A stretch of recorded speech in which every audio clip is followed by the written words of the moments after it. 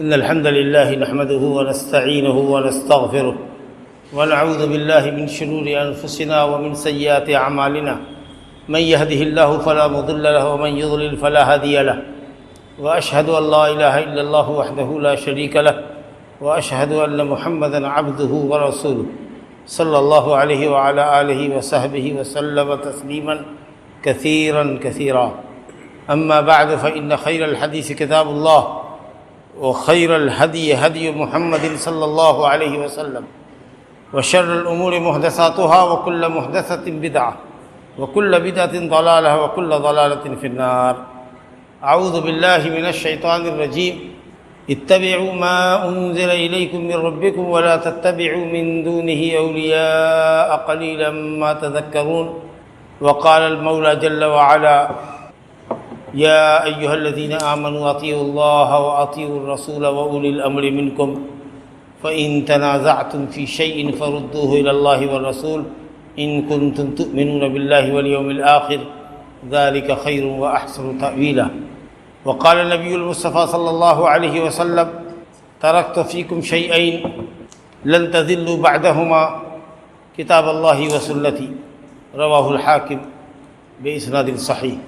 بزرگوں اور دوستوں، آج 5 ستمبر 2023 کو ہمارا ایک دعوتی جولہ، دعوتی ٹور تھا جو گوا پوکھر سے شروع ہو کر ناظر پور بلاہی ہوتے ہوئے رہیکا کی اس جامع مسجد میں جو لبی سڑک ہے انشاءاللہ اختتام کو پہنچے گا. یہ ہمارے آج کے دعوتی جولہ کی، دعوتی ٹور کی آخری مجلس ہے. میں نے جو اس مجلس میں کلیدی آیت پیش کی ہے جس پر میں کچھ لب کشائی کرنا چاہتا ہوں، وہ یہ ہے کہ ہم اللہ کی نازل کردہ شریعت کی پیروی کریں اور دین میں جو چیزیں ثابت نہیں ہیں، جن کو ہم بدعات کہتے ہیں، جن کی کوئی اصل، کوئی دلیل شریعت میں نہیں ہے، ان چیزوں سے ہم پرہیز کریں. ہم سب جانتے ہیں کہ اللہ نے جو دین ہمارے لیے پسند کیا ہے وہ دین اسلام ہے، اور دین اسلام کی آخری جو شریعت ہے، کامل اور مکمل اور رہتی دنیا تک کے لیے باقی رہنے والی شریعت، ہم اس شریعت کے امانت دار ہیں. اللہ نے سب سے کامل اور مکمل شریعت کو اپنے سب سے برگزیدہ، افضل، اعلیٰ اور برتر نبی پر نازل فرمایا، یعنی محمد صلی اللہ علیہ وسلم. اور آپ کو افضل الکتب، تمام آسمانی کتابوں میں جو سب سے افضل ہے وہ نازل فرمائی، یعنی قرآن مجید، جو اگلی آسمانی کتابوں کی بھی تعلیمات کا خلاصہ پیش کرتی ہے، جو انبیاء سابقین کے تذکرے کرتی ہے، جو ہلاک شدہ قوموں کے واقعات تفصیل سے ہمارے لیے بیان کرتی ہے، جس میں اللہ رب العالمین کے اوامر اور نواہی بھی ہیں. یہ جو برگزیدہ نبی پر، افضل نبی پر اللہ نے افضل کتاب اتاری ہے، اور دین اسلام کا آخری ایڈیشن جو کامل اور مکمل ہے، رہتی دنیا تک کے انسانوں کی رہنمائی کرنے والی، زمانے کے تغیرات کا ساتھ دینے والی ہے. جتنی بھی تبدیلی آتی رہے زمانے کے اندر، الحمدللہ سب کا حل قرآن میں اور نبی صلی اللہ علیہ وسلم کی سنت شریفہ میں موجود ہے. ایسی شریعت کے ہم اور آپ امین اور وارث ہیں، اور اسی وجہ سے ہم کو خیر امت کا لقب دیا گیا. جس طرح ہمارے نبی خیر الرسول ہے، افضل الرسول ہے، ہماری ہدایت کے لیے نازل کی گئی کتاب افضل الکتب ہے، تمام کتابوں میں افضل ہے، ویسے ہی یہ امت افضل الامم ہے، خیر الامم ہے. یہ افضلیت ہماری باقی رہے گی کب؟ جب ہم اللہ تعالیٰ کی نازل کردہ شریعت کی پاسداری کریں، عقیدہ و عمل کے اعتبار سے اس کو مضبوطی سے تھامیں، قرآن اور سنت کا علم حاصل کریں، اس کے معانی اور مفہوم کو سمجھیں، اور اللہ اور اس کے رسول کی تعلیمات پر عمل کریں. اسی کو کہتے ہیں قرآن و سنت کا اتباع، قرآن و سنت کی پیروی کرنا. یہی دین کے دو بنیادی سرچشمے ہیں، قرآن اور حدیث. قرآن مجید کی حیثیت ہے ٹیکسٹ بک کی، اس میں تمام احکام تفصیل سے بیان نہیں کیے گئے. کہیں کہیں کچھ احکام کی تفصیل آئی ہے، لیکن اکثر احکام مجمل ہے. نماز کی کوئی تفصیل نہیں ملے گی آپ کو، کتنے وقت کی نماز ہے ناموں کے ساتھ کہیں کوئی تفصیل نہیں ملے گی. کتنی بجے سے کتنے بجے تک ہے ظہر کا وقت، کب عصر کا وقت شروع ہوتا ہے، کب ختم ہوتا ہے، یہ تفصیل آپ کو نہیں ملے گی.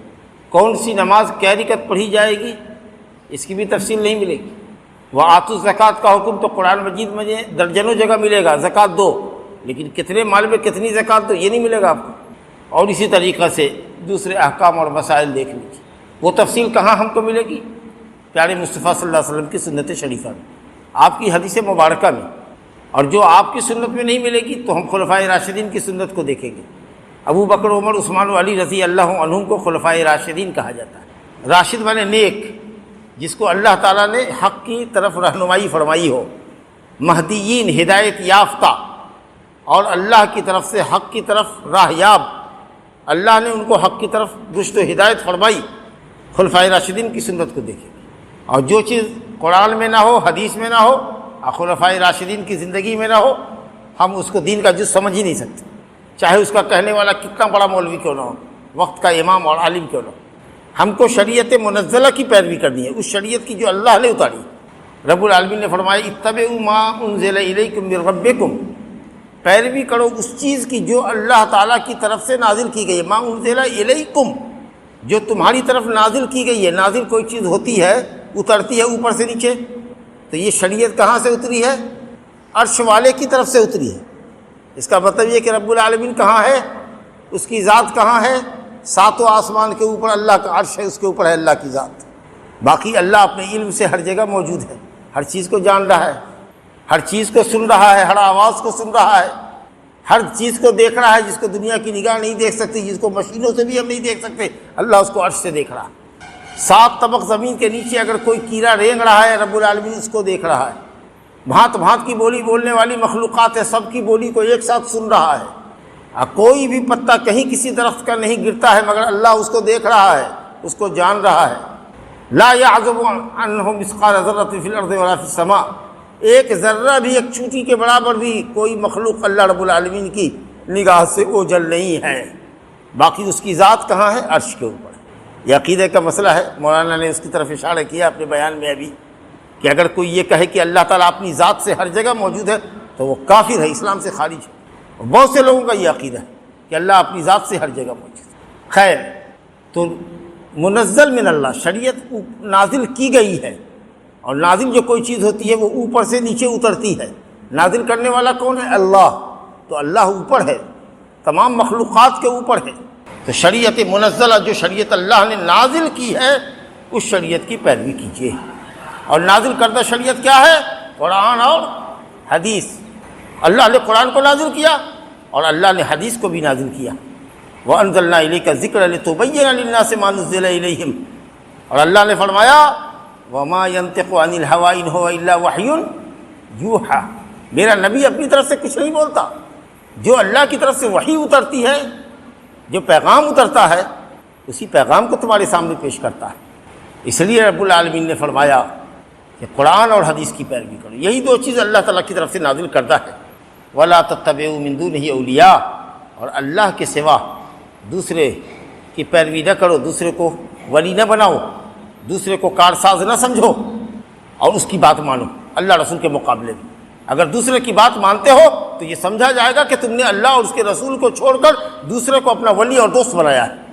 اللہ کی دوستی منظور نہیں ہے تم کو، رسول کی دوستی منظور نہیں ہے۔ جس کسی کی اطاعت کر رہے ہو تم نے اسی کو اپنا دوست بنایا ہے، یا اسی کو اپنا کارساز سمجھ رہے ہو۔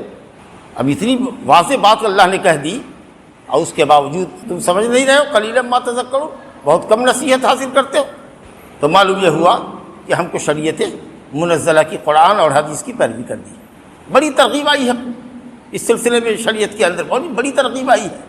ایک آیت اور میں نے پڑھی آپ کے سامنے، سورہ نساء کی، یا ایھا الذین آمنوا اطیعوا اللہ واطیعوا الرسول واولی الامر منکم، اے ایمان والو اللہ کی اطاعت کرو، یعنی اللہ کی کتاب کی پیروی کرو، واطیعوا الرسول، اور رسول اللہ صلی اللہ علیہ وسلم کی پیروی کرو، یعنی نبی صلی اللہ علیہ وسلم کی سنت کی پیروی کرو۔ جو آپ نے فرمایا ہے، جو آپ نے کر کے دکھایا ہے، اور جو آپ کی موجودگی میں یا آپ کی غیر موجودگی میں کسی نے کیا اور نبی صلی اللہ علیہ وسلم کو معلوم ہوا اور آپ نے اس پر انکار نہیں کیا، اس کو سنت تقریری کہتے ہیں۔ تو قولی سنت، اور جو کیا آپ نے وہ فعلی سنت، اور جو صحابہ نے آپ کی غیر موجودگی میں کیا یا موجودگی میں کیا اور آپ خاموش رہے، آپ کو معلوم ہوا اور آپ خاموش رہے، تو نبی کا خاموش رہنا یہ رضامندی کی دلیل ہے، کیونکہ اگر غلط ہوتا تو نبی کبھی بھی باطل پر اور غلط پر خاموش نہیں ہو سکتے تھے۔ تو اللہ کی پیروی کرو یا کتاب اللہ کی پیروی کرو، رسول کی پیروی کرو، اطاعت کرو، یعنی نبی صلی اللہ علیہ وسلم کی سنت کی پیروی کرو۔ اور جو تم میں حکم والے ہیں، جو تمہارے مسلم حکمراں ہیں اور جو تمہارے علماء ہیں، ان کی بھی پیروی کرو۔ لیکن آپ دیکھ رہے ہیں یہاں پر اطیعوا نہیں لایا گیا، اطیعوا اللہ و اطیعوا الرسول و اولی الامر منکم، اور جو امر والے ہیں، حکم والے ہیں، آرڈر دینے والے ہیں، اور اطیعوا نہیں آیا۔ اس کا مطلب یہ ہوا کہ حاکم ہو یا ہمارے علماء ہوں، ان کی وہی بات ہم مانیں گے جو اللہ اور اس کے رسول کے مطابق ہوگی۔ ہمارا اسلامی حکمراں کیوں نہیں ہو، ہم تو اسلامی حکمراں کے تحت نہیں ہیں، لیکن جہاں اسلامی حکمراں ہیں ان کی بات بھی، اور ہمارے جو علماء ہیں ان کی بات بھی اگر قرآن اور حدیث سے ٹکرائے گی، صحابہ کرام کی سیرت سے، ان کے حکم سے، ان کے عمل سے ٹکرائے گی، قسم اللہ کی اگر ہم مومن رہنا چاہتے ہیں تو ہم کو اس مولوی کی بات کو، اس عالم کی بات کو، اس حاکم کی بات کو چھوڑنا پڑے گا۔ اب پکڑیں گے ہم کس کی بات کو؟ اللہ اور اس کے رسول کی بات۔ ہم سے سوال یہی ہوگا کہ تم کس کی پرستش کرتے تھے اور تم نے نبیوں کے ساتھ کیا سلوک کیا، اپنے رسول کے ساتھ کیا سلوک کیا، کس کی عبادت کی اور کس کی پیروی کی، اس کا سوال ہوگا۔ تو اگر نبی کے علاوہ کی پیروی کی ہوگی تو اسی کا نام لوگے اللہ کے یہاں، فلاں مولوی کی پیروی کی۔ اور جو نبی کا پیروکار ہے وہ کہے گا ہم نے محمد صلی اللہ علیہ وسلم کی پیروی کی۔ اور عبادت کس کی تو اے اللہ تیری عبادت کی، تیرے علاوہ کسی کی نہیں کی۔ اور کس کی پیروی کی؟ تو تیری عبادت تیرے نبی کے بتائے ہوئے طریقے کے مطابق کی۔ چلو کامیاب۔ اللہ نے اپنی عبادت کا طریقہ اور اپنی شریعت کو برتنے، پرکھنے اور آپ کو عمل کر کے بتانے کے لیے ہی تو نبی کو بھیجا۔ اگر آپ نبی کے طریقے سے ہٹ کے زندگی گزاریں گے تو آپ کی عبادت کیوں کر قبول ہوگی؟ اس کے بعد اللہ فرماتا ہے فَإِن تَنَازَعْتُمْ، اگر تم آپس میں لڑ پڑو، جھگڑ پڑو، اے مولویو، اے حاکموں، کس کی بات صحیح ہے، زید کی کہ عمر کی؟ تو اللہ کہتا ہے فَرُدُّوهُ إِلَى اللَّهِ وَالرَّسُولِ، پلٹاؤ اس کو اللہ کی طرف اور رسول کی طرف۔ اللہ کی طرف پلٹانے کا مطلب اللہ کی کتاب کی طرف، اور رسول کی طرف پلٹانے کا مطلب جب رسول اللہ صلی اللہ علیہ وسلم زندہ تھے تو آپ کی عدالت میں لے جاؤ کہ یا رسول اللہ ایسا ایسا قضیہ ہے، ایسا ایسا معاملہ ہوا ہے، اور آپ کی بات، آپ کی شریعت محفوظ ہے، حدیث محفوظ ہے، اس کے جاننے والے علماء موجود ہیں، عالموں کے پاس جاؤ اور کہو کہ یہ قرآن کیا کہتا ہے، حدیث کیا کہتی ہے، اس کے مطابق ہمارا فیصلہ کر دیجیے۔ ان کنتم تؤمنون باللہ والیوم الآخر، اگر تم اللہ اور آخرت پر ایمان رکھنے والے ہو تو تم پر یہ لازم ہے، اور اگر ایسا تم نہیں کرتے ہو، اللہ اور اس کے رسول کا کہا نہیں مانتے، یا اپنے اختلافی مسئلے کا حل قرآن اور حدیث سے نہیں لیتے اور اس کو قبول نہیں کرتے، تو تمہارے ایمان پر بڑا سوالیہ نشان کھڑا ہو جائے گا۔ اس سے اچھی بات اور کیا ہوگی؟ اللہ کی بات مانو، رسول کی بات مان لو، جھگڑا ختم ہمارا تمہارا۔ اور اس طرح کی آیتیں قرآن مجید میں آپ کو متعدد آیتیں اور بھی جگہ ملیں گی۔ قرآن مجید کی آیات اللہ تعالیٰ نے کئی جگہ مقامات پر اپنے احکام بیان کیے ہیں، اور اس کے بعد کہا ہے کہ یہی میرا راستہ ہے، جو راستہ قرآن اور سنت سے ثابت ہے یہی میرا راستہ ہے، اس کی پیروی کرو، اس کے علاوہ راستوں کی پیروی کرو گے تو گمراہ ہو جاؤ گے۔ بہت سی آیات ہیں، وقت مختصر ہے اس لیے ہم بات کو سمیٹ رہے ہیں، حدیثیں بھی بہت ہیں۔ نبی کریم صلی اللہ علیہ وسلم نے فرمایا علیکم بسنتی وسنت الخلفاء المہدیین الراشدین تمسکوا بہا وعضوا علیہا بالنواجذ۔ پیارے نبی صلی اللہ علیہ وسلم فرماتے ہیں کہ اے لوگوں، میری سنت کو لازم پکڑو، اور میرے بعد ہدایت یافتہ، نیکی اور حق کی طرف راہ یافتہ ہمارے خلفاء کی پیروی کرو۔ من بعدی، میرے بعد، یعنی جہاں نہ ہو کچھ میری طرف سے سنت ثابت نہ ہو مگر میرے خلفاء نے کیا ہو، ابو بکر، عمر، عثمان و علی رضی اللہ عنہ سے کسی سے ثابت ہو تو اس کو بھی دین کا جز مانو۔ لیکن اگر بالفرض مان لیجئے، ایسا تو ہے نہیں، لیکن مان لیجئے تھوڑی دیر کے لیے کہ اگر نبی صلی اللہ علیہ وسلم کا قول، ابو بکر کا قول، عمر رضی اللہ عنہ کا قول اگر نبی صلی اللہ علیہ وسلم کے قول سے ٹکرا جائے تو ہمارے اوپر واجب ہوگا کہ ابو بکر عمر رضی اللہ عنہ کے قول کو چھوڑیں اور نبی صلی اللہ علیہ وسلم کے قول کو پکڑیں۔ اور اسی لیے حضرت عبداللہ بن عباس ایک معاملے میں سنت رسول سے دلیل پکڑتے تھے، وہ معاملہ یہ تھا کہ حج تمتع کرنا افضل، حج تمتع افضل ہے کہ حاجی عمرہ کی نیت سے جائے اور مکے میں عمرہ ادا کرنے کے بعد حلال ہو جائے اور پھر 8 تاریخ کو حج کی نیت سے مینا جائے، اور بیچ میں سلا ہوا کپڑا، خوشبو وغیرہ لگائے، سب چیز جائز ہے، حتیٰ کہ بیوی بھی جائز ہے، اور اس کے بدلے میں قربانی دے، عمرے کی نیت باندھ کے جائے میقات سے، اور مکے میں 8 تاریخ کو 8 ذی الحجہ کو حج کا احرام باندھے، حج کی نیت کرے، اور عمرہ اور حج کے درمیان جو ایام ہے اس سے فائدہ اٹھائے، سلا ہوا کپڑا پہنے، خوشبو پہنے، اس کو حج تمتع کہتے ہیں۔ پیارے مصطفیٰ صلی اللہ علیہ وسلم نے حج تمتع کو افضل کہا کہ میں تو آیا ہوں حج قران کر کے، حج عمرہ دونوں کی نیت ساتھ لے کر کے آیا ہوں، ہدی کا جانور بھی ہے، اب ہم حلال ہوں گے جب جانور ذبح کریں گے، لیکن جو بات اب مجھے پتہ چلی ہے اگر پہلے سے پتہ ہوتا تو میں بھی حج تمتع ہی کرتا، یہ پیارے مصطفیٰ کی آرزو ہے، تو معلوم یہ ہوا کہ حج تمتع افضل ہے۔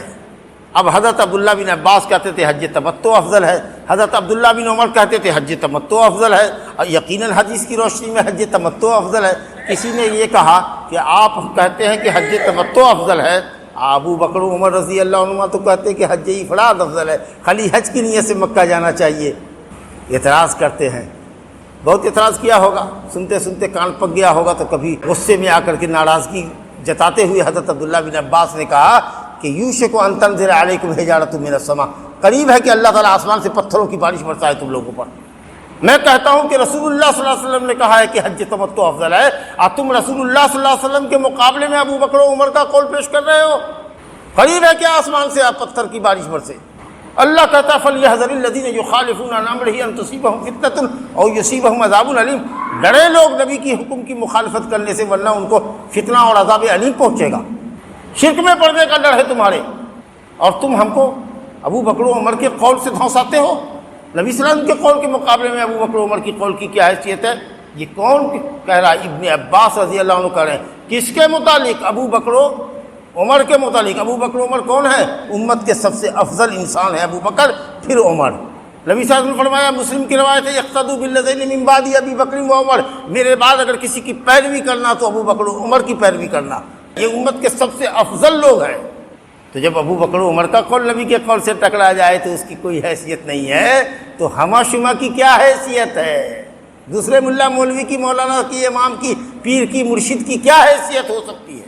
اور حضرت عبداللہ بن عمر کو کسی نے کہا کہ آپ کہتے ہیں حج تمتع افضل ہے، اور آپ کے ابا حضور حضرت عمر بن خطاب تو کہتے ہیں کہ حج افراد افضل ہے، تو کہا کہ اچھا یہ بتاؤ تو میرے باپ کی بات مانے گا کہ رسول کی بات مانے گا؟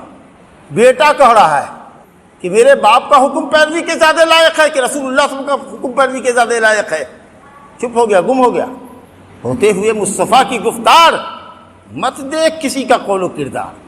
حضرت رسول اللہ صلی اللہ علیہ وسلم نے حجۃ الوداع کے موقع پر فرمایا تھا، ترکت فیکم شیئین، اے لوگوں دو چیز چھوڑ کے جا رہا ہوں، اگر مضبوطی سے پکڑے رہے نا اس کو کبھی گمراہ نہیں ہوگے، اور گمراہ کیا ہم تو کہتے ہیں کبھی کمزور بھی نہیں ہوگے، متحد رہو گے، متحد۔ اور اگر مسلمان متحد رہا جب تک ساری دنیا پر حکومت کرتا رہا، اور جب سے مسلمانوں کا شیرازہ بکھر گیا، گروہوں میں مسلمان تقسیم ہو گئے، مسلکی گروہوں میں تقسیم ہو گئے، سلوک کے نام پر کوئی چشتی بن گیا، کوئی قادری بن گیا، کوئی سہروردی بن گیا، کوئی نقش بندی بن گیا، کوئی محمدی نہیں بنا، حنفی شافعی حنبلی مالکی بن گیا، لیکن محمدی نہیں بنا، اہل الحدیث نہیں بنا، اہل السنہ والجماعہ نہیں بنا۔ ایسا نہیں بنا کہ اگر کسی امام نے یا ائمہ دین نے جو اہل سنت والجماعت کے ہی ائمہ ہیں، اگر ان کا کوئی قول حدیث اور قرآن سے ٹکراتا ہو تو اللہ کے نبی کی بات پر عمل کریں، قرآن پر عمل کریں، نبی کی بات پر عمل کریں، خود اس امام کی بات پر عمل کریں جس کی پیروی ہم کر رہے ہیں۔ ان اللہ کے بندوں نے بھی یہی کہا ہے کہ اگر میری بات نبی کی بات سے ٹکرا جائے تو ہماری بات پر عمل مت کرنا۔ آپ کیسی وفاداری کر رہے ہیں امام ابو حنیفہ سے، امام شافعی سے؟ کتنے مسائل ہیں جس میں حضرت امام ابو یوسف اور امام محمد رحمۃ اللہ علیہ نے ابو حنیفہ کا ساتھ چھوڑ دیا؟ کتنے مسائل ہیں جس میں شافعی المسلک علماء نے چھوڑ دیا؟ کتنے مسائل ہیں جن میں مالکیوں نے چھوڑ دیا؟ علامہ ابن العربی مالکی بہت بڑے مالکی ہیں، مالکیہ کا مسلک ہے کہ جنازہ غائبانہ کسی بھی مسجد کا نہیں پڑھا جا سکتا، نہیں کسی بالکل نہیں پڑھا جا سکتا۔ تب نجاشی کا جنازہ جو پڑھا تھا تو حضرت امام مالک کہتے ہیں کہ وہ نبی صلی اللہ علیہ وسلم کے ساتھ خاص تھا، قبر شریف مدینہ لے آئی گئی، دوری سمیٹ دی اللہ تعالیٰ نے ہزاروں میل کی۔ کہاں؟ حبشہ میں وہ آدمی انتقال کیا، اصحمہ نجاشی جو تھا مسلمان، جس سے مسلمانوں کو پناہ دیا تھا حیات حبشہ میں، اس کی موت ہوئی تو کہا امام مالک رحمۃ اللہ علیہ کہ قبر کو لے آیا گیا، دوری سمیٹ دی گئی، حضرت محمد صلی اللہ علیہ وسلم دیکھ رہے ہیں اس کو، نماز پڑھ رہے ہیں۔ علامہ ابن العربی کہتے ہیں کہ بات تو بڑی اچھی آپ کر رہے ہیں، اللہ ہر چیز پر قادر ہے، حبشہ کو لے آ سکتا ہے مدینہ، نجاشی کی قبر کو اٹھا کر کے لے آ سکتا ہے نبی کے لیے مدینہ، اور نبی کی شان بھی اتنی اونچی ہے کہ ان کے لیے یہ بھی کیا جا سکتا ہے، لیکن یہ تو خوش فہمی کی باتیں ہیں، دلیل ہے کہیں؟ کہیں آقا نے نبی صلی اللہ علیہ وسلم نے فرمایا ہے کہ میرے لیے نجاشی کی قبر لے آئی گئی، زمین سمیٹ دی گئی، سکیڑ دی گئی، قبر لے آئی گئی، یہ کہا ہے؟ تو اگر نہیں کہا ہے، جو بات ثابت نہیں ہے وہ آپ کیوں تعویل کر رہے ہیں؟ یہ کون کر رہے ہیں؟ امام ابن العربی مالکی سچت۔ حضرت امام ابن خزیمہ رحمۃ اللہ علیہ کہتے امام شافعی کا مسئلہ ہے کہ 2 رکعت کے بعد جب تحیات کے بعد اٹھیں تو آپ رفع الیدین کرتے ہوئے نہ اٹھیں، 2 رکعت کے بعد تیسری رکعت کے لیے ہم لوگ رفع الیدین کرتے ہیں نا، وہ کہتے ہیں امام شافعی کہ نہ کرو۔ ابن خزیمہ کہتے ہیں کہ بخاری مسلم میں ثابت ہے کہ رسول گرامی صلی اللہ علیہ وسلم نے، حضرت عبداللہ بن عمر کی روایت ہے کہ نبی صلی اللہ علیہ وسلم نیت باندھتے ہوئے تکبیر تحریمہ کے وقت، رکوع میں جاتے وقت، رکوع سے اٹھتے وقت کرتے تھے، اور 2 رکعت نماز پڑھنے کے بعد جب تیسری رکعت کے لیے اٹھتے تو وہاں بھی رفع الیدین کرتے۔ نبی صلی اللہ علیہ وسلم کی حدیث سے ثابت ہے، اس سے شافعی کا قول عمل کے لائق نہیں۔ حضرت امام شافعی کہتے تھے کہ صلاۃ وسطیٰ، اللہ نے جو کہا ہے کہ نمازوں کی حفاظت کرو، خاص کر صلاۃ وسطیٰ کی، حضرت امام شافعی کہتے تھے کہ وہ فجر کی نماز ہے، اور بخاری شریف میں حدیث ہے کہ یہ عصر کی نماز ہے۔ ائمہ شافعیہ کہتے ہیں کہ امام بخاری حدیث لے کر کے آئے ہیں، اتنی اتھینٹک حدیث ہے کہ عصر کی نماز ہے صلاۃ وسطیٰ، نہ کہ فجر کی نماز ہے، اس لیے شافعی کا قول معتبر نہیں ہے۔ اس طریقہ سے اگر آپ دیکھیے گا تو ماشاءاللہ ان علماء نے بھی جو کسی مسلک کی طرف اپنی نسبت رکھتے ہیں، کثرت موافقت کی وجہ سے ہو یا ان کے اصول کو قبول کرنے کی وجہ سے ہو، ماشاءاللہ ان کے ائمہ نے بھی اپنے امام کے مسلک سے ہاتھ اٹھایا ہے اگر شریعت کے خلاف ملا ہے۔ ہم بھی یہی کہتے ہیں کہ تم شافعی مالکی حنبلی بن کے رہو، ہم کو کوئی اعتراض نہیں ہے، لیکن اگر نبی صلی اللہ علیہ وسلم کی صحیح حدیث سے اگر تمہارے امام کا قول ٹکراتا ہے تو اللہ کے واسطے تم امام کے قول کو چھوڑ دو، نبی کی حدیث پر عمل کرو، بے جا تعویل مت کرو حدیث کی، قرآن کی آیتوں کی تعویل مت کرو، حدیث کو منسوخ مت قرار دو، حدیث پر عمل کرو۔ یہی اللہ کہتا ہے، یہی رسول کہتے ہیں، اور یہی تمہارے اس عالم اور امام نے بھی کہا ہے جس کی تم تقلید کرتے ہو۔ تو جب تک امت متحد رہی، قرآن اور سنت کو مضبوطی سے تھامے رہی، اللہ کی اس نصیحت پر عمل کرتی رہی، وَاعْتَصِمُوا بِحَبْلِ اللَّهِ جَمِيعًا وَلَا تَفَرَّقُوا، تو مسلمان ساری دنیا میں پھیل گئے اور تقریباً 1000 سال تک مسلمانوں کی حکومت دنیا پر رہی۔ لیکن جب مسلکی جھگڑے کھڑے ہو گئے، جب یہ سلسلہ کے جھگڑے ہو گئے، سلوک کے جھگڑے، کوئی نقشبندی، کوئی شیعہ کوئی قادری یا چشتی بن گیا، کوئی ماتریدی بن گیا، کوئی اللہ تعالیٰ کے ناموں کا انکار کرنے والا ہوا، کوئی نہ اللہ تعالیٰ کے ناموں کو مخلوق سے تشبیہ دینے والا ہوا، کوئی اللہ کی صفات کا انکار کرنے والا ہوا، کوئی تقدیر کا انکار کرتا ہے، کوئی کہتا ہے انسان مجبور محض ہے، کوئی شیعہ بن گیا، کوئی خارجی بن گیا، کتنے فرقوں میں امت بٹ گئی، اللہ اکبر۔ تو جب بکھر جائیں گے آپ، ایک بستی میں اگر 4 گروپ ہو جائے گا، اتحاد نہیں رہے گا تو بستی درست نہیں ہوگی، یہ امت کیسے درست ہو سکتی ہے؟ حضرت امام مالک رحمۃ اللہ علیہ کہتے تھے کہ امت کبھی بھی درست نہیں ہو سکتی جب تک کہ اس طریقے پر نہ آ جائے جس طریقے پر امت کے اگلے لوگ تھے، صحابہ اور تابعین تھے۔ اور صحابہ تابعین کس طریقے پر تھے؟ اللہ کی کتاب اور نبی کے طریقے پر تھے، نبی کی سنت کے طریقے پر تھے۔ لن يصلح آخر هذه الامه الا بما صلح به اولها، امت کا آخری طبقہ کبھی بھی درست نہیں ہو سکتا جب تک کہ اس طریقے کو لازم نہ پکڑے جو طریقہ حضرت محمد مصطفیٰ صلی اللہ علیہ وسلم کے زمانے سے قریب کے لوگوں نے اختیار کیا تھا، یعنی قرآن و حدیث کو۔ تو اگر ملت متحد رہنا چاہتی ہے اور اپنی صفوں کو مضبوط کرنا چاہتی ہے تو اتحاد کرنا ہوگا، اور اتحاد کسی ایک امام کی فقہ پر نہیں ہو سکتا۔ حنفی کہے گا ہم شافعی کی نہیں مانیں گے، شافعی کہے گا ہم مالکی کی نہیں مانیں گے، لیکن جو بھی مسلمان ہے، اگر وہ مسلمان ہے، اللہ رسول کا کلمہ پڑھتا ہے، اشہد ان لا الہ الا اللہ و اشہد ان محمد رسول اللہ کا مقر ہے، اقرار کرنے والا ہے، تو وہ اللہ کی کتاب اور نبی کی سنت پر اتفاق کرنے کو پسند کرے گا۔ یہ وہ پلیٹ فارم پر ہے جس پر سب لوگ متحد ہو سکتے ہیں، لیکن مسلک کے نام پر اکٹھا نہیں ہو سکتے۔ اس لیے آگے اللہ تعالیٰ فرماتا ہے وَلَا تَكُونُوا كَالَّذِينَ تَفَرَّقُوا وَاخْتَلَفُوا مِن بَعْدِ مَا جَاءَهُمُ الْبَيِّنَاتُ وَأُولَٰئِكَ لَهُمْ عَذَابٌ عَظِيمٌ وَلَا تَكُونُوا كَالَّذِينَ تَفَرَّقُوا، ان لوگوں کی طرح مت ہو جاؤ، یعنی یہود و نصارہ کی طرح، جنہوں نے اللہ کی واضح آیات دیکھنے کے بعد، واضح شریعت آ جانے کے بعد انہوں نے تفرقہ بازی کی، گروپوں میں بٹ گئے، فرقوں میں بٹ گئے۔ ایسے لوگوں کے لیے دردناک عذاب ہے۔ تو جب تک فرقہ بندی رہے گی زمانے میں نہیں پنپو گے۔ فرقہ بندی ہے کہیں اور کہیں ذاتیں ہیں، کیا زمانے میں پنپنے کی یہی باتیں ہیں؟ تو اللہ کی شریعت پر آپ عمل کریں گے تو دین پر قائم رہیں گے۔ نبی صلی اللہ علیہ وسلم نے فرمایا کہ 2 چیز چھوڑ کے جا رہا ہوں، مضبوطی سے تھامے رہنا، اللہ کی کتاب اور میری سنت، کبھی گمراہ نہ ہوگا اور دنیا کے سینے پر راج کرو گے۔ اتحاد اتحاد اتحاد کا نعرہ لگتا ہے، لیکن اتحاد کس بات پر؟ کس بات پر اتحاد؟ اللہ کی کتاب اور نبی کی سنت پر۔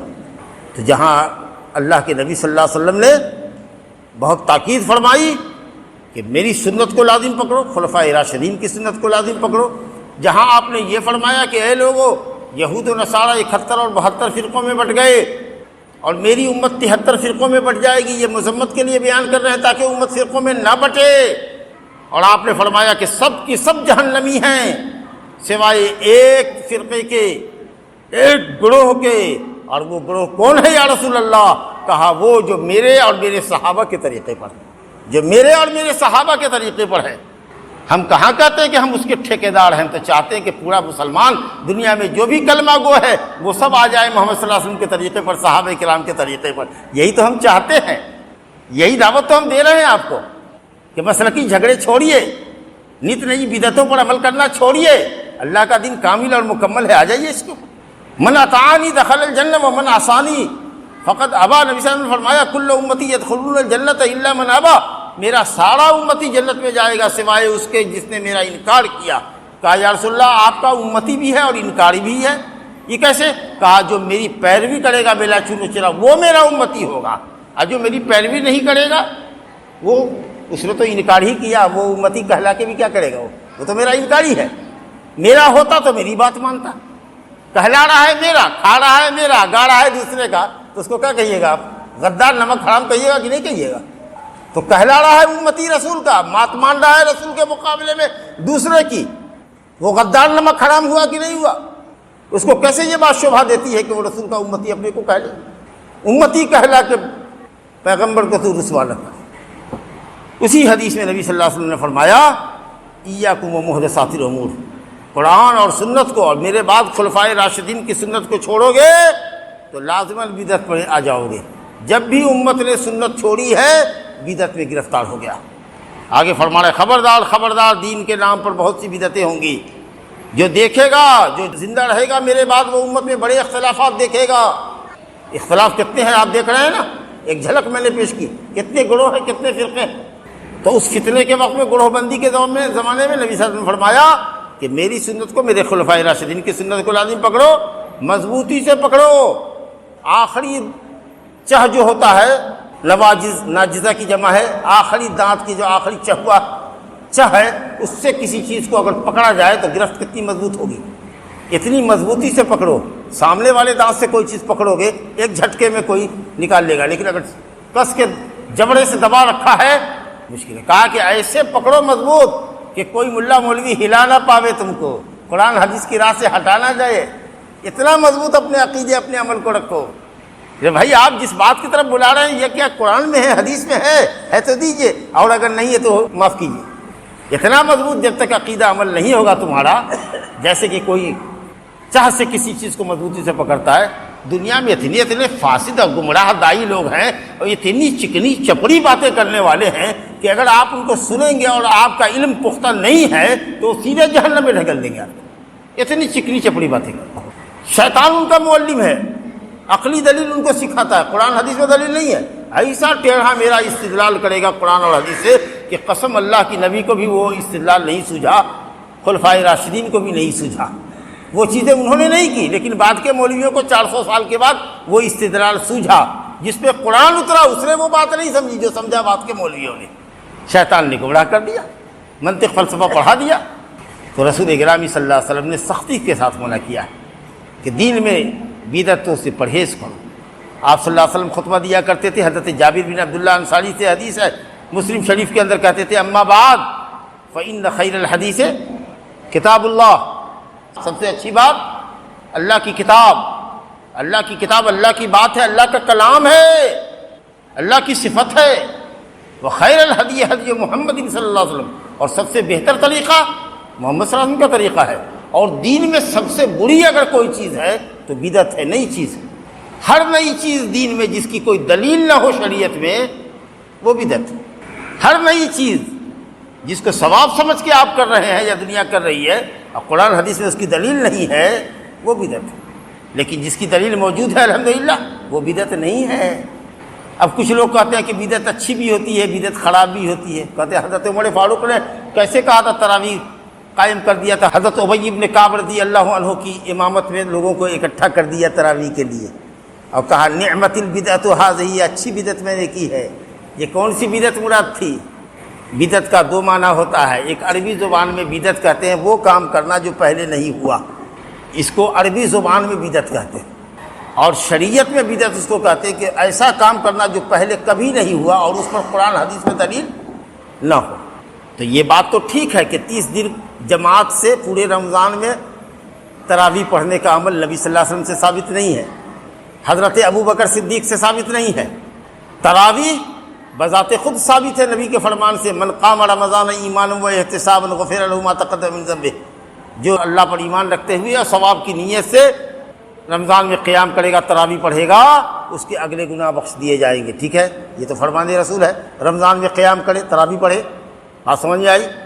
نبی کریم صلی اللہ علیہ وسلم نے 3 رات جماعت سے بھی نماز پڑھی ہے، پوری مسجد بھر گئی کھچا کھچ، چوتھی رات قصدن نہیں نکلے، فجر ہی میں نکلے، اور کہا کہ میں سب کچھ دیکھ رہا تھا، سمجھ رہا تھا کہ تم لوگ میرے کمرے میں یا میری چٹائی پر کنکڑی سے نشانہ لگا رہے تھے، مجھ کو متنبہ کر رہے تھے، میں جگا ہوا تھا، سویا نہیں تھا، لیکن میں قصدن نہیں نکلا کہ مجھے اس بات کا اندیشہ ہوا، ڈر محسوس ہوا کہ کہیں اللہ تعالیٰ تمہاری شوق کو تراویح کے دیکھے تو کہیں فرض نہ کر دے اس کو کہ مسجد میں آ کر کے تراویح پورے رمضان پڑھنا فرض ہوگا جیسے ظہر اثر ہوتی ہے، اللہ اکبر، پھر تم اس کی طاقت نہ رکھو گے، اللہ تعالیٰ تمہاری شوق و رغبت کو دیکھے تو کہیں فرض نہ کر دے، جاؤ جاؤ جاؤ گھر میں نماز پڑھو۔ تو نبی صلی اللہ علیہ وسلم سے بھی 3 رات جماعت ثابت ہے، تراویح کی فضیلت بھی قول سے ثابت ہے، 3 رات جماعت بھی ثابت ہے۔ لیکن حضرت عمر فاروق نے کیا کیا؟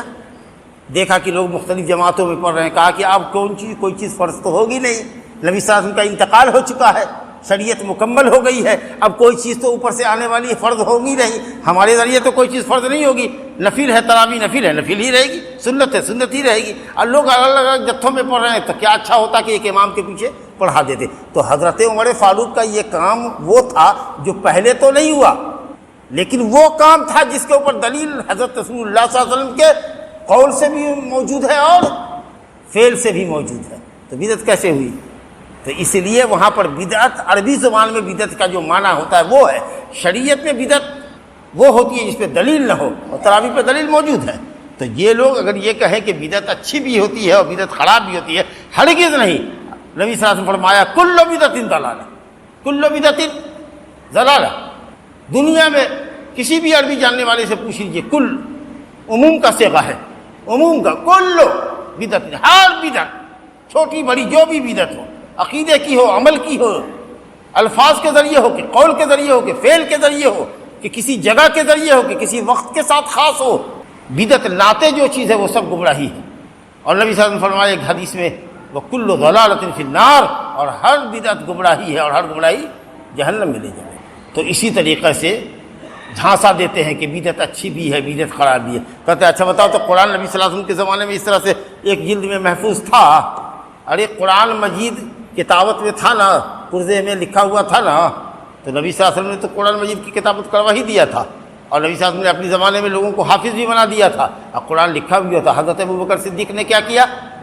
قرآن مجید کو مختلف پاروں میں جمع کر دیا۔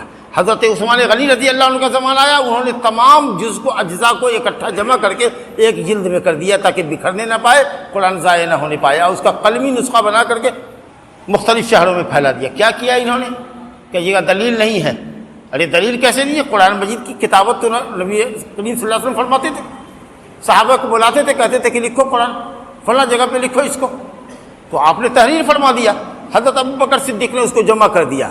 ایک تو یہ بات ہوئی، دین کی حفاظت کے تقاضے سے حدیثوں کو جمع کیا گیا، علم کو جمع کیا گیا، ورنہ ضائع ہو جاتا۔ پھر دوسرا سوال یہ پوچھیے گا ان سے کہ اچھا وہ تراویح جس کو حضرت عمر نے بدعت حسنہ کہا تھا، یہ کس کا عمل ہے؟ خلیفہ راشد کا کہ تمہارے مولوی کا، باپ دادا کا؟ کہے گا نا خلیفہ راشد کا۔ تو کہیے گا کہ نبی صلی اللہ علیہ وسلم تو خود ہی فرمایا ہے کہ میری سنت اور میرے بعد میرے خلفائے راشدین کی سنت، تو یہ تو خلیفہ راشد حضرت عمر کی سنت ہے، یہ بدعت کہاں ہوئی رہے؟ اس کا مطلب ہے کہ بدعت کا معنی یہاں پر وہ بدعت نہیں ہے جس کو نبی صلی اللہ علیہ وسلم نے کہا ہے ضلالت ہے، یہ بدعت عربی زبان کا ایک لفظ ہے، بدع یبدع۔ بدعت کا معنی وہ چیز جس کا نمونہ پہلے سے نہ ہو، لیکن کیا اس چیز کا نمونہ اگر پہلے سے نہیں ہے تو کیا اس پر دلیل بھی نہیں ہے؟ اگر دلیل ہے تو سنت، دلیل نہیں ہے تو بدعت مردود۔ اگر کوئی چیز بلا نمونے کے کی جائے اور دلیل نہ ہو تو بدعت مذمومہ، بدعت ہے وہ، اور اگر دلیل موجود ہے تو وہ عین سنت ہے۔ تو اس لیے کوئی بھی بدعت حسنہ نہیں ہے، سب بدعت گمراہی ہے، اگر دلیل نہیں ہے تو بدعت ہے، یاد رکھیے گا۔ چاہے اس کا تعلق عقیدے سے ہو، دیکھیے خوارج کے عقیدے کیسے ہیں، شیعوں کے عقیدے دیکھیے کیسے ہیں، معتزلہ جہمیہ گمراہ فرقے ہیں، ان کے عقیدے کیسے ہیں، اللہ تعالیٰ کے ناموں اور صفتوں کا انکار کرتے ہیں۔ یہ دیکھیے صوفیوں کے کیسے عقیدے ہیں، وہ کہتے ہیں اللہ ہر جگہ موجود ہے۔ صوفیوں کا عقیدہ ہے کہ ہم جگتے ہوئے بھی نبی کو دیکھتے ہیں، جی ہم جگے ہوئے ہیں، بات کر رہے ہیں، ہم قبر شریف کھل جاتی ہے ہمارے لیے اور قبر ہمارے قریب لے آئی جاتی ہے، ہم نبی صلی اللہ علیہ وسلم کو دیکھ رہے ہوتے ہیں۔ کیسی گھوٹالہ بازی ہے۔ تو یہ سب جو ہیں عقیدے کی بدعت ہے، اللہ محفوظ رکھے۔ اس کے بعد بدعت قولی ہوتی ہے، بدعت فعلی ہوتی ہے۔ شرکیہ کلمہ کر رہے ہیں، کسی کی قبر پر دہائی دے رہے ہیں، بابا ہم کو دے دے، بابا ایسا کر دے، یہ قول کے ذریعے بدعت ہے، شرکیہ بدعت ہے۔ یا کہتا ہے نویت ان اصلی للہ تعالی 4 رکعات، ظہر کی 4 رکعت کی نماز کی میں نیت کرتا ہوں اس امام کے پیچھے، منہ میرا کعبہ شریف کی طرف، یہ بدعت لفظ کے ذریعے ہے۔ اور بدعت زمانی اور مکانی ہے، قبر پر جاتا ہے، اس کو چھوتا ہے، اس کو چومتا ہے۔ حضرت جس کونا میں بیٹھے تھے وہ کونا بڑا متبرک ہے، حضرت کا یہ رومال ہے، حضرت کا یہ جوتا مبارک ہے، سب حضرت ہے، جوتو حضرت ہے، جتا بھی حضرت ہے، رومال بھی حضرت ہے، سب حضرتیں ہیں، حضرت سے نیچے کچھ نہیں ہے۔ آپ سمجھا؟ اس درخت کے پیچھے ٹیک لگاتے تھے حضرت، اب پڑھاتے تھے، وہ درخت کا چھلکا بھی اتنا بابرکت ہے کہ چبا گیا سب، پتا تو پتا، چھلکا بھی چبا گیا، نوچ کے لے گیا، کہ حضرت اس پیڑ پر ٹیک لگاتے تھے، حضرت اس کونا میں بیٹھتے تھے، حضرت اس چشمے سے غسل اور وضو کرتے تھے، جی وہ پانی ہو گیا متبرک۔ یہ کیا ہے؟ گھوٹالہ تو ہے دین میں، اور کیا ہے؟ حضرت ابوبکر صدیق کہاں بیٹھے تھے، کس کونے میں بیٹھے تھے؟ وہاں تو صحابہ نہیں بیٹھے، انہوں نے اس کو بابرکت نہیں جانا، لیکن تم نے اپنے حضرت کے جوتے تک کو حضرت جوتا مبارک کہہ دیا ہے، لا حول ولا قوت الا باللہ۔ تو قبروں پر جا کے دیکھ لیجئے تماشا، اور حضرت کی جگہوں پر دیکھ لیجئے جہاں جہاں حضرت بیٹھا کرتے تھے، یہاں حضرت بیٹھے، وہاں حضرت بیٹھے، یہاں پیشاب کیا، وہاں پیخانہ کیا، وہاں سوئے، وہاں جگہ، اب سب جگہ متبرک ہو گئی۔ تو یہ بدعت مکانی ہو گئی۔ زمانی بدعت، محرم آئے گا تو تعزیہ جلوس کریں گے، ہاں وہ دیکھیے اللہ تعالیٰ ہدایت دے، خوب لاٹھی بھانجنے والے لوگ سب بھی ہیں، خوب بھانجتا رہا ہوگا لاٹھی۔ اب محرم میں لاٹھی بھانجے، سنی کہلاوے اپنے کو، شیعہ تو اپنے عیب پر پردہ ڈالنے کے لیے ایسا کرتے، یہ سنی کیا کرتا ہے؟ یہ شیعوں سے بھی 2 قدم آگے ہے، وہ تو سوانگ رچاتا ہے، ڈرامہ کرتا ہے حضرت حسین کے نام پر۔ تم سنی ہو، تم کیوں ایسا ڈرامہ کر رہے ہو؟ تو محرم میں یہ بات ہو گئی، وہ ماتم شوق کا مہینہ ہو گیا، اور سفر کا مہینہ یہ منحوس میں چلا گیا۔ یہ مہینہ جو سفر کا چل رہا ہے یہ منحوس ہے، اور ربیع الاول جو آیا تو میلاد کا مہینہ ہے، اور اس کے بعد ہے تو بڑے پیر کا مہینہ ہے، اور فلاں ہے تو فلاں مہینہ ہے، اور رجب ہے تو فلاں مہینہ ہے، اور شعبان میں یہ بدعت ہے، گویا ہر مہینے کی نئی نئی بدعت الگ الگ ہے۔ اللہ اکبر، ان الذین فرقوا دینہم وکانوا شیعا لست منہم فی شیء۔ اے نبی، جن لوگوں نے بدعات پیدا کر کے شریعت میں تفرقہ بازی کی ہے، ایسے لوگوں سے آپ کا رشتہ نہیں ہونا چاہیے۔ اور امت کو بھی یہ نصیحت ہے کہ ایسے بدعتیوں سے اپنا رشتہ مت رکھو، بدعتیوں کا عمل اللہ قبول نہیں کرتا، بدعتی کو نبی کے حوض کوثر سے سیرابی نہیں ہوگی، بدعتی نبی کے حوض کوثر سے دھتکار دیا جائے گا۔